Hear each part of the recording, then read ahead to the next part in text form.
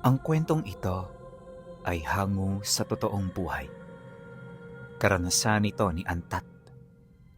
Taong 1980, Malaga, Samar.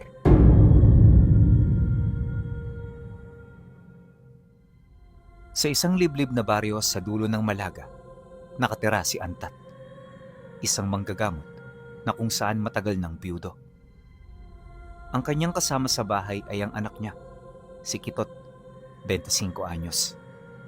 Taliwas sa ibang mga binata, itong si Kitot ay parang hindi buo ang pag-iisip. Kahit kasi sa ganoong edad, kailangan niya pa ang desisyon at abiso ng kanyang ama tungkol sa mga bagay na gagawin niya. Ito na ang nakasanayan niya, kaya lumaki siyang walang natutunan sa kanyang sarili. Gayunpaman, malaki ang ambag ni Kitot sa kanilang dalawa. Ito ang nag-aasikaso ng kanilang tahanan kapag bumababa siya ng baryo para manggamot. Ganon palagi ang naging estado ng buhay nila, kaya yung anak niya hindi nagkaroon ng normal na buhay kagaya ng iba. At sa hindi malamang dahilan, parang gusto rin itong mangyari ni Antat. Marami na rin sa mga kakilala niya ang nagsasabi na igala ang anak niya sa mga kalapit na lugar, pero hindi niya ito sinusunod. Kaya sa katagalan, inisip ng mga ito na si Antat ay makasarili at walang pagmamahal sa kanyang anak. Ito rin ang naging daan upang kagalitan siya ng mga taga-baryo.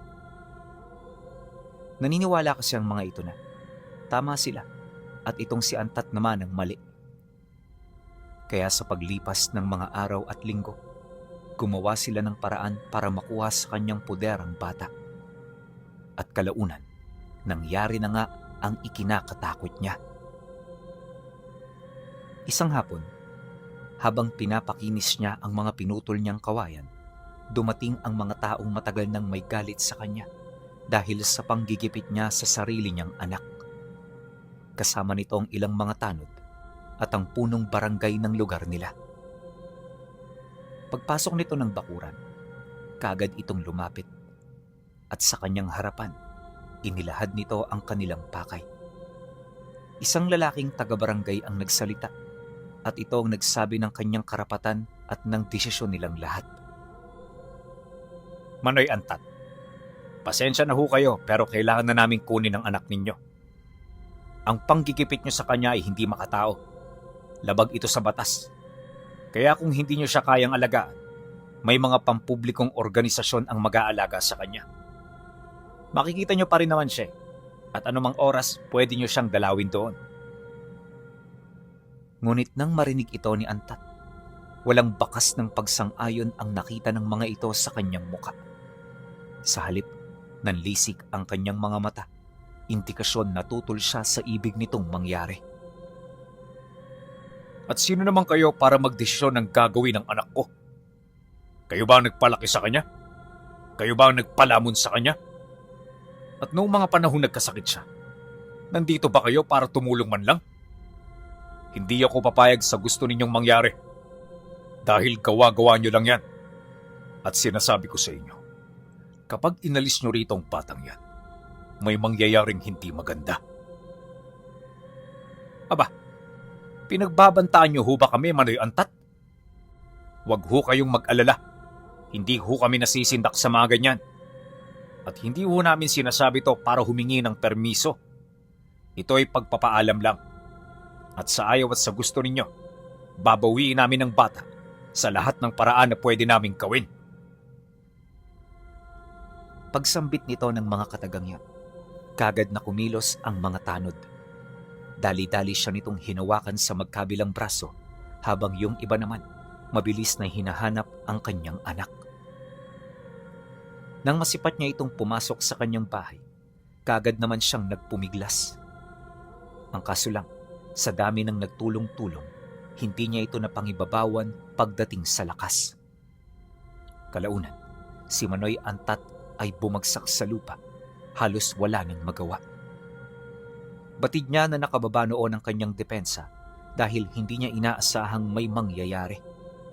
Wala rin sa kanyang katawan ng mga karga niya, kaya hindi siya roon nakahingi ng tulong.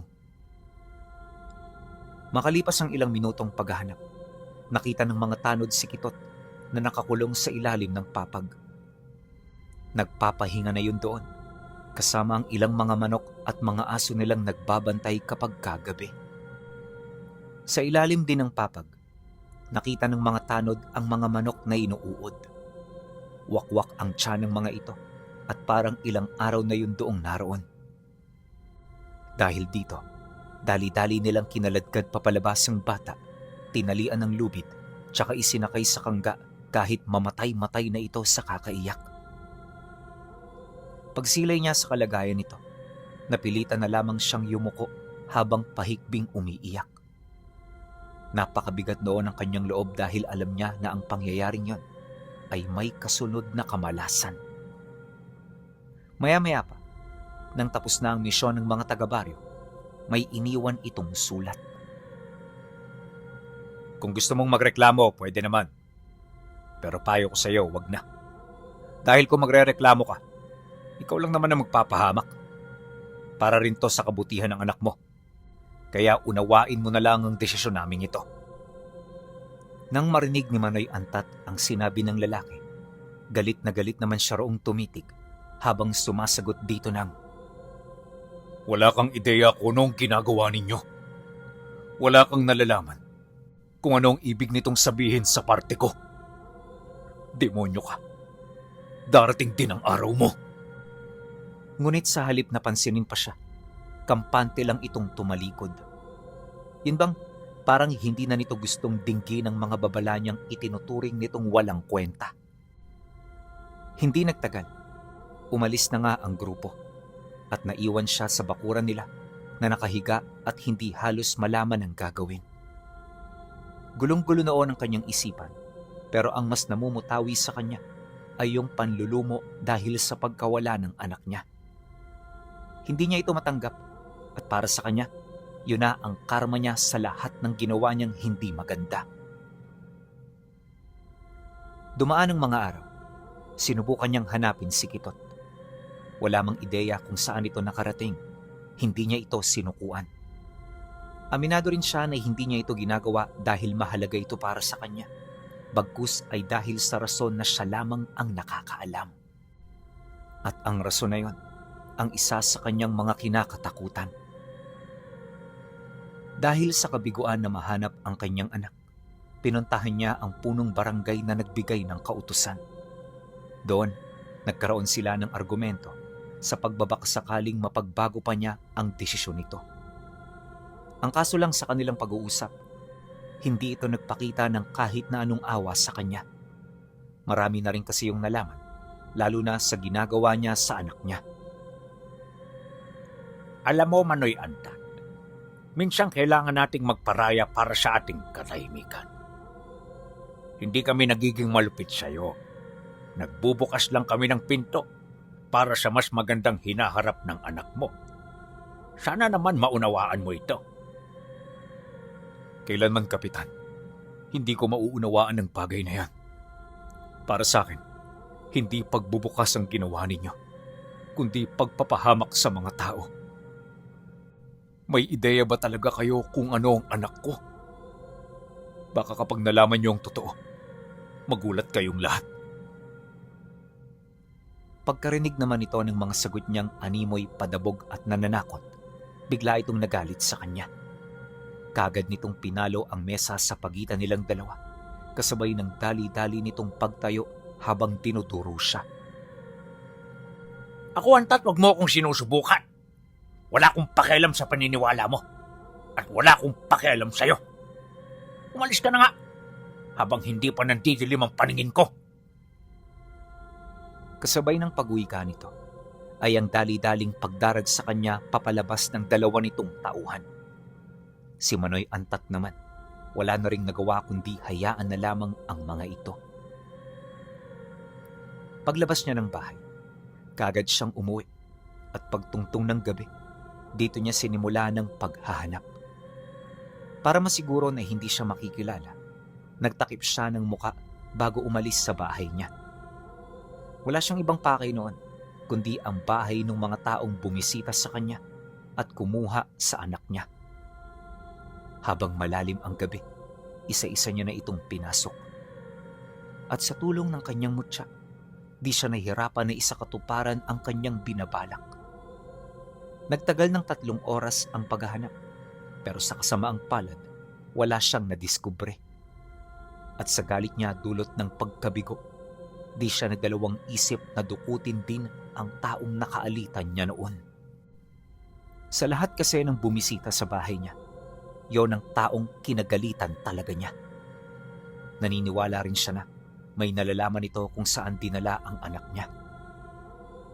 Pagdating niya sa bahay nito, kagad siyang pumasok sa isang maliit na daanan sa likuran nitong bahagi. Nang makapasok na siya, maigi niyang pinagmasdan ng paligid bago siya nag-ikot. Lahat ng kwarto pinasok niya hanggang sa dito na niya makita ang kinaroroonan ng lalaki.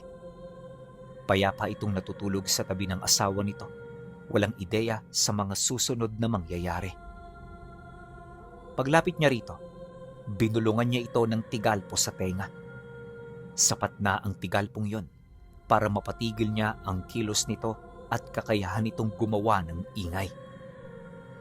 Nang maisakatuparan niya na yon, dali-dali niya itong hinatak pababa ng kama hanggang sa mahila niya na yon patungo sa labas ng bahay. Pagdating niya sa labas, tinawag niya ang alaga niyang baboy na kinasangkapan ng engkanto niyang kaibigan. Ito ang ginamit niyang sasakyan upang mapadali ang pagdukot niya sa lalaking pakay niya. At sa loob ng ilang minuto, nakabalik na siya sa bahay niya. Pagdating niya roon, tsaka niya binawi ang tigalpong ibinigay niya. At nung magawa na niya ito, bigla na lamang itong nagising mula sa may himbing nitong pagkakatulog. Dali-dali itong tumayo, gulat na gulat sa paligid na kanyang nadatnan. Hindi rin ito makapaniwala sa kanyang kinaroroonan na parabang isang malaking bangungot lang ang lahat. Pagharap nito sa kanya, bigla siya nitong pinagmumumura hanggang sa makatikim ito ng sapak mula sa kanya. At nung mahimasmasan na ito, tsaka yun tumahimik. Doon, muli itong nakatanggap ng pananakit mula sa kanya bilang parte ng pambawi. At nung makita niyang dumugo na ang mukha nito, doon pa lamang niya ito tinanong ukol sa kinaroroonan ng kanyang anak. Simple lang ang kanyang pagkakasabi, pero ramdam ng lalaki ang banta mula sa mga katagang kanyang naririnig. Saan niyo dinala ang anak ko? Itinakas niyo ba siya sa bayang ito? Anong plano niyo sa kanya? Tapatin mo na ako ngayon kung ayaw mo pang mas mahirapan. Nang marinig ito ng lalaking yan, bakas sa mukha nito ang matinding takot. Kulang na lang lumuhod ito sa harapan niya at humingi ng awa mula sa kanya. Maya-maya pa, nang medyo maibsan ang takot na nararamdaman nito, tsaka nito ipinagtapatang kinaroroonan ng kanyang anak. Humingi na rin yun ng tawad, pero hindi niya ito tinanggap. Hindi namin siya inilayo sa iyo. Pero sa ngayon wala siya rito. Dahil dinala namin siya sa bayan para matutukan ang kanyang kalusugan at kalagayan. Hindi naging maganda ang pagtrato niyo sa kanya. Kaya siya nagkaganon. Pasensya na rin ho kayo, Manoy Antat, kung naging malupit kami sa inyo. Maniwala man ho kayo o hindi, ginagawa lang ho namin ang aming mga trabaho. Ginagawa ang inyong trabaho? Alam mo ba kung anong ginawa mo? Yung pagkuha mo sa anak ko, hindi yun simple. Ang ginawa niyong yun, posibleng magdulot ng kapahamakan para sa kanya. Yan ang mahirap sa inyo eh. Masyado kayong nagmamagaling. Kahit mga bagay na hindi nyo nauunawaan, pinapakialaman nyo. Dahil sa kanyang sinabi, hindi na nakaimik ang lalaki. Ramdam kasi nito ang matinding galit na nagmumula sa kanyang puso. At kahit hindi nito maunawaan ang mga pangyayari, nagkusa itong humingi ng tawad sa kanya. Paulit-ulit ang paghingi nito ng tawad, pero ni minsan hindi niya ito tinanggap. At sa pagpapatuloy ng kanilang pag-uusap, inilahad nito sa kanya ang bawat detalye na kinakailangan niyang malaman. Nang makuha niya ang lahat ng impormasyon, tsaka niya ito pinakawalan. Pero bago niya ito tuluyang palayain, katakot-takot na babala ang kanyang iniwan sa isip at puso nito. Huwag kang magkakamali na isumbong ang nangyari ngayon dito. Dahil kapag ginawa mo yan, hindi ka lang ang madadamay at mamamatay. Uunahin ko ang pamilya mo. Pahihirapan ko sila sa harapan mo bago kita tudasin. Tandaan mo yan. Nang marinig ito ng lalaki, kagad naman itong tumango habang napapalunok ng laway. Dala ng matinding takot, hindi na nito nagawa pang sumagot sa kanya. Maya-maya pa, kagad na yung umalis. At nung mawala na ito sa kanyang paningin, ito na rin ang naging hudyat para pumasok siya sa loob ng bahay. Nagsisisi man sa kanyang mga ginawa at mga binitawang salita, alam niya na tanging ito lamang ang paraan upang mailigtas ang kanyang sarili mula sa isang seryosong panganib. Hindi rin niya binabalak na gawin ito. Sadyang sinabi niya lang ito para sindakin ang kanyang nakausap. Kinabukasan, kagaya ng napag-usapan, wala na siyang ibang ginawa kundi ang maghintay. Nagtagal ng 3 araw ang pagpapakonsulta sa kanyang anak bago ito bumalik sa baryo nila. At nang makarating na ito, sa bahay na ito ng kapitan tumira. Ilang araw lang din naman siya roon, gawa ng may nakausap na silang taong mag-aampon sa anak ni Manoy Antat. Nasa ayos na rin ang lahat, kaya wala na silang ibang gagawin kundi ang maghintay. Nang mabalitaan naman niya ang tungkol dito, inakala niya na madali na lang din niya itong madudukot. Subalit lingid sa kanyang kaalaman, nakahanda ang kanyang mga kalaban. Pagtungtong ng gabi ng pagsalakay, maaga pa siyang naghanda. Kalkulado ang bawat plano, kaya yung misyon, walang naibigay na kaba sa kanyang katawan. Paglalim ng gabi, kagad siyang umalis sa kanyang tahanan. At mula alas 8 hanggang alas 11, wala siyang ibang ginawa kundi pagmasdan ng bahay ng kapitan. Nang tumungtong na ang hating gabi, nang mapansin niyang wala nang naglilibot na bantay, tsaka na siya kumilos.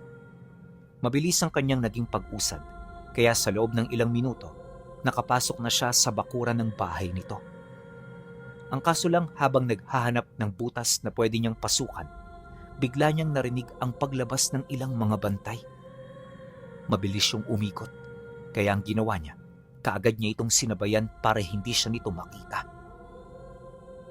Ngunit pagdating niya malapit sa entradang pinto, isang tinig ang pumukaw sa kanya. Boses ito ng kanyang anak na kung hindi siya nagkakamali, nasa likuran lang din ng dingding kung saan siya nakahawak. Kitot, ikaw ba yan? Kumusta ka na, anak? Anong ginawa nila sa'yo? Nang marinig naman ito ng kanyang anak, dito na ito mas lalong umiyak. Pasigaw na rin yun kung magsalita, kaya agad nitong nakuha ang atensyon ng karamihan. At sa pagpapatuloy ng kanilang ginagawa, hindi niya napansin ang mga bantay na naglilibot. Sa loob lamang ng ilang segundo, biglang tumigil ang kanyang mundo matapos siya nitong tawagin.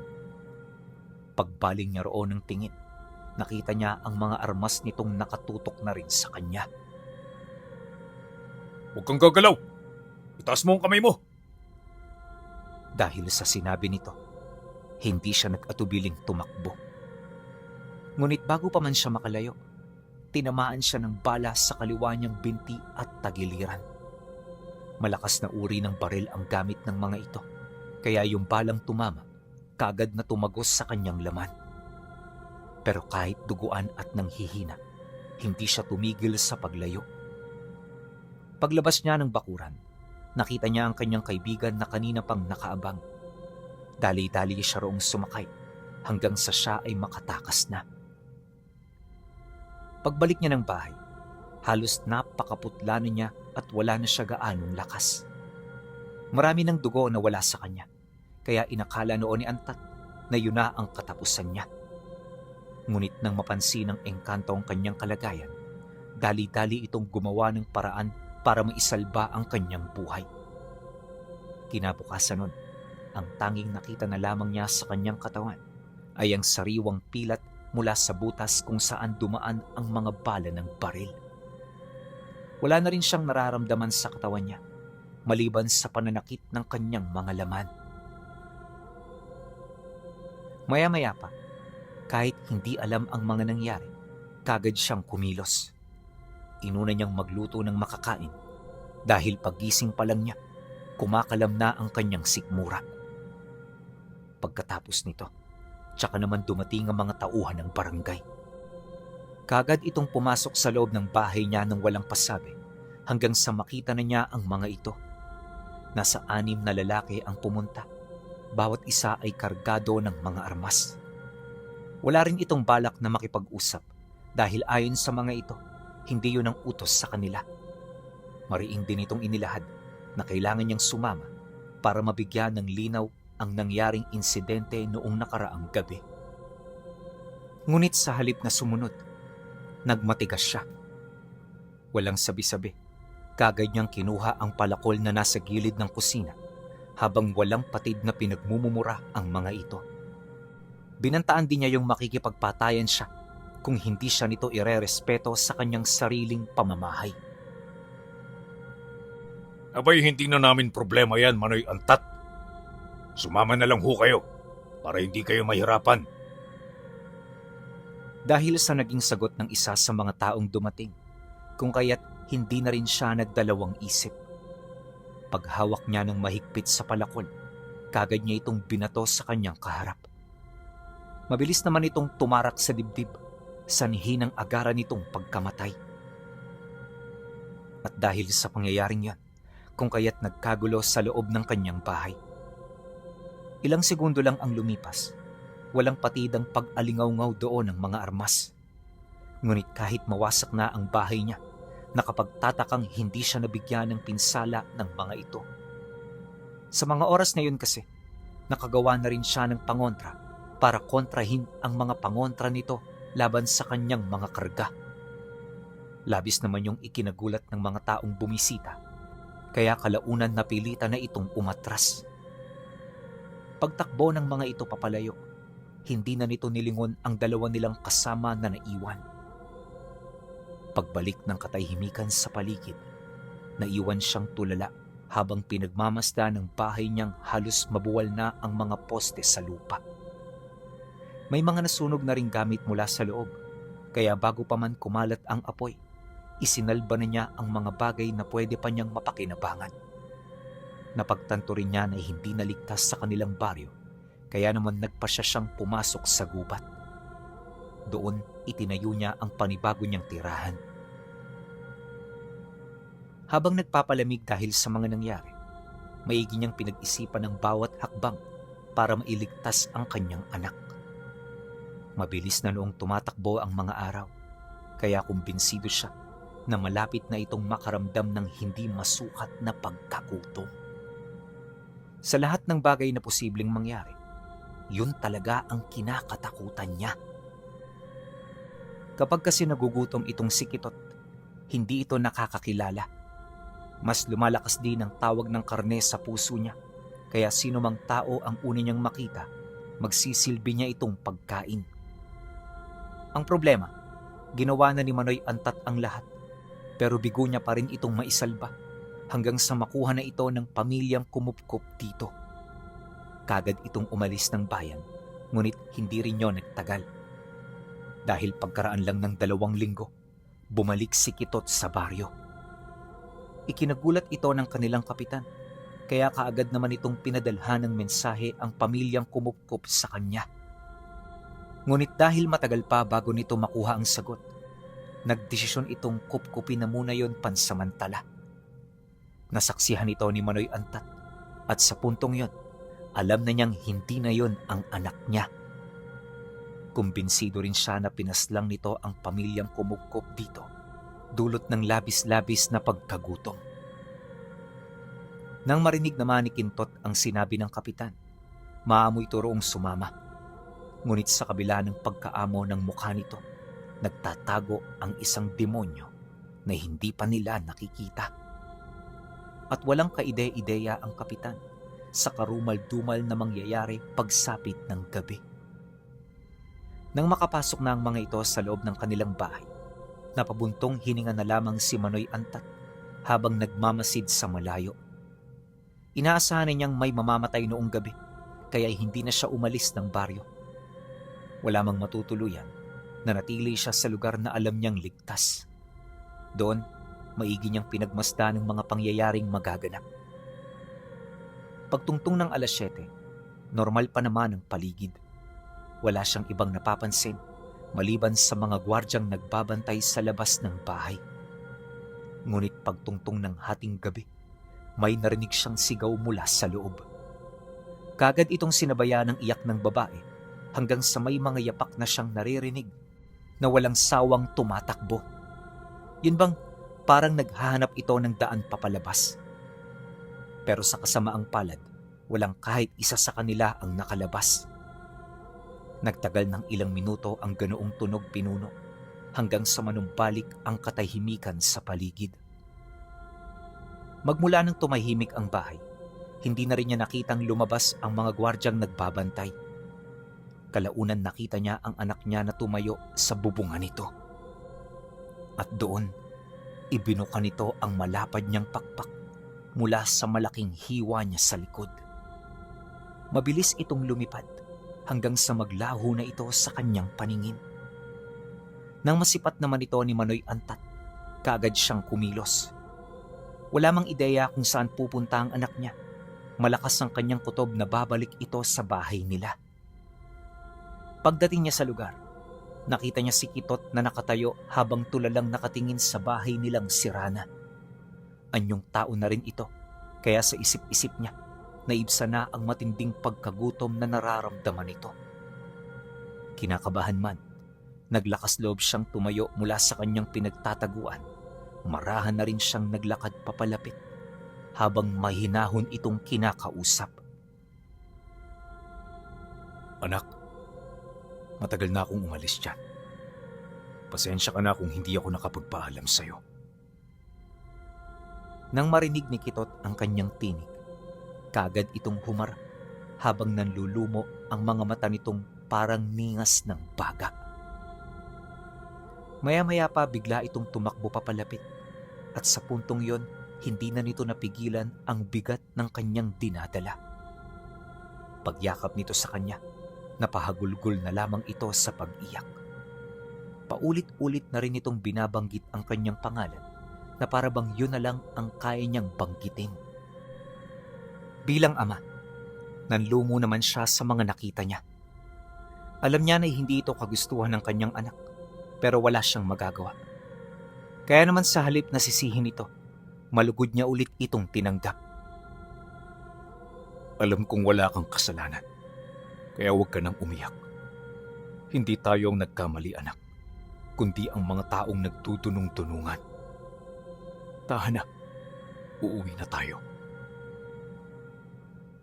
Nang marinig ni Kitot ang kanyang sinabi, kagad itong tumahimik. At mula roon, payapa nilang tinahak ang daan papasok ng gubat. Kinabukasan, habang payapa silang namumuhay, matinding kaguluhan ang lumaganap sa baryo dahil sa pagkamatay ng kapitan ng pamilya nito. Marami ang naghanap ng bakas ng mga pumaslang sa kanila, pero wala itong natuklasan. Ang pagkamatay kasi ng pamilya ay kakaiba. Bukod sa wakwak ang mga katawan nila, wala ring nakitang bahid ng dugo sa paligid. Yun bang parang sinalok ito bago sila hatiin sa dalawa. Dahil sa pangyayaring yun, kung kaya't maraming nabuong usapan. May mga naniniwalang pinatay ito ng mga nilalang ng kaliwa at may mga naniniwala namang biktima lang ito ng mga dalubhasang mersenaryo.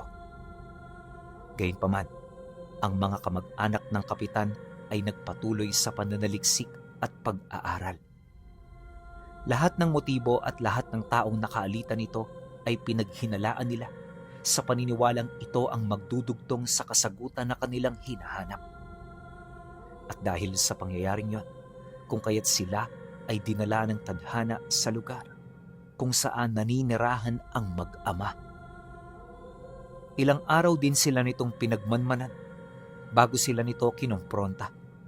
Subalit imbis na matakot si Manoy Antat, hindi siya nagpakita ng ganoong panghihina. Alam niya kasi na sa mga sandaling yon, may masasandigan na siya at yon ay ang anak niya. Bahagya silang nagkausap ng mga kamag-anak nito bago yun umalis. Ilang araw din itong nagpabalik-balik sa kanilang lugar hanggang sa kumilos na ang kanyang anak. At para wala gaanong maghinala, umaatake lang ito kapag bumibisita ang mga taong yon sa ibang pamilya. Di rin niya yun pinapaslang ng sabayan nang sa gayoy may makapagbigay ng maling impormasyon. At dahil sa ganoong katalinuhan, kung kaya't naubos ito ni Kitot sa loob lang ng 1 linggo. At hindi pa ito nakontento, pinagpapapatay pa nito ang lahat ng taong nakaalita ng kanyang ama at nagkasala sa kanila. Matapos nun, ang buhay ni Manoy Antat ay tuluyan ng nalayo sa grasya ng Diyos. Hindi na siya isang manggagamot, kundi isa na siyang kagamitan ng anak niyang aswang. Naging mahirap para sa kanya ang ganoong buhay sa puntong gugustuhin na lang niyang magpakamatay. Kalaunan, dahil sa payo ng kaibigan niyang Engkanto, ginawa niya ang pinakamahirap na desisyon sa buhay niya. At yun ay walang iba, kundi ang pagpatay sa sarili niyang anak. Tama kayo nang narinig, pinaslang ni Antat ang kanyang nag-iisang dugo. Pero ang naging kapalit ng pighating yon ay ang kalayaan ng kanyang buhay. Matapos niya itong paslangin, bumalik siya sa dati niyang buhay, malayo sa kanilang lugar. Gayunpaman, kahit ilang taon na ang nakalipas, hindi niya pa rin makakalimutan ang lahat ng kanyang malagim na karanasan. May ibang mga manggagamot din ang nagduda sa kanya dahil kilala siya sa grupo ng mga ito bilang si Antat, ang antingero na may anak na aswang.